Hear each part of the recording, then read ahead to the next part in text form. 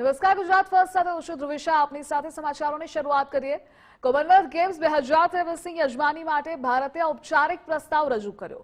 લંડનમાં Commonwealth games મૂલ્યાંકન સમિતિ સમક્ષ ભારતીય પ્રતિનિધિ મંડળે ઔપચારિક રીતે 2030 કોમનવેલ્થ ગેમ્સનું આયોજન કરવાનો પ્રસ્તાવ રજૂ કર્યો હતો. ભારતીય પ્રતિનિધિ મંડળનું નેતૃત્વ ગુજરાતના રમતગમત મંત્રી હર્ષ સંઘવી અને ભારતીય ઓલિમ્પિક એસોસિએશનના પ્રમુખ પીટી ઉષાએ કર્યું હતું.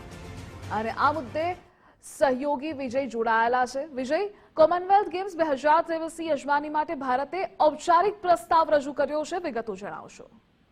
બિલકુલ, આ 2036ની ઓલિમ્પિક પહેલા કોમનવેલ્થ ગેમ્સ માટેની જે યજમાનીનો દાવો છે તે કરવામાં આવ્યો છે. તેના માટે જે 2030માં જે કોમનવેલ્થ ગેમ્સ યોજાવાની છે તેને લઈને જે લંડનની અંદર જે કોમનવેલ્થ ગેમ્સ મૂલ્યાંકન સમિતિ છે તેના સમક્ષ ભારતના જે પ્રતિનિધિ મંડળે ઔપચારિક રીતે આયોજન કરવાનો પ્રસ્તાવ મૂક્યો છે, જેમાં આ પ્રતિનિધિ મંડળનું નેતૃત્વ ગુજરાતના જે રમતગમત મંત્રી હર્ષભાઈ સંઘવીની સાથે ભારતીય ઓલિમ્પિક એસોસિએશનના પ્રમુખ પીટી ઉષાએ કર્યું હતું. તેમને પ્રસ્તાવ અનુસાર જે વિગતો છે તેમાં 2030ની અંદર કોમનવેલ્થ ગેમ્સ જ્યારે ઐતિહાસિક મહત્વ રીતે, કારણ કે કોમનવેલ્થ ગેમ્સની જે ચળવળ છે તેના પણ શતાબ્દી વર્ષ છે અને એ સમયના અરસાની અંદર વર્લ્ડ હેરિટેજ સિટી અમદાવાદને તેની યજમાની મળે તે માટેનો એક ઔપચારિક પ્રસ્તાવ મુકાયો છે. સાથે સાથે અમદાવાદની અંદર જે પ્રકારના આંતરરાષ્ટ્રીય કક્ષાના જે સ્થળો, મજબૂત પરિવહન પ્રણાલીઓની સાથે ઉચ્ચ ગુણવત્તાના રહેઠાણ સાથેનું જે રમતગમત માટેનું જે જીવંત વાતાવરણ છે તે પણ અહીંયા મળી રહે છે, તે પ્રકારની પ્રસ્તાવની અંદર રજૂઆતો કરવામાં આવી છે. સાથે ગેમ રિસેટ સિદ્ધાંતો અનુસાર આ દરખાસ્તમાં પરવડે તેવી જે તમામ ક્ષમતાઓની સાથે સ્થિતિસ્થાપકતા, ટકાઉપણું, સમાવેશતા એ તમામ મુદ્દાઓ પર ભાર મૂકવામાં આવ્યો છે કે જે મૂલ્યાંકન સમિતિ છે તે આનું મૂલ્યાંકન કરશે અને સંભવિત રીતે આગામી મહિના સુધીની અંદર સત્તાવાર રીતે અમદાવાદની યજમાની મળે તે પ્રકારની જાહેરાત પણ થઈ શકે છે.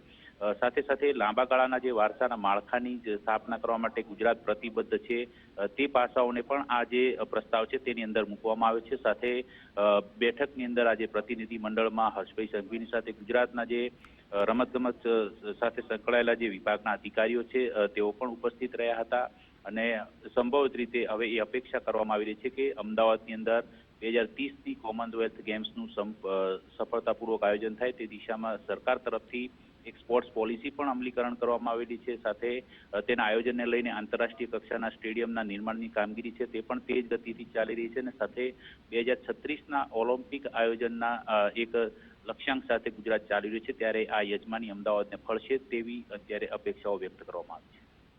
જી વિજય, જોડાવા બદલ આભાર.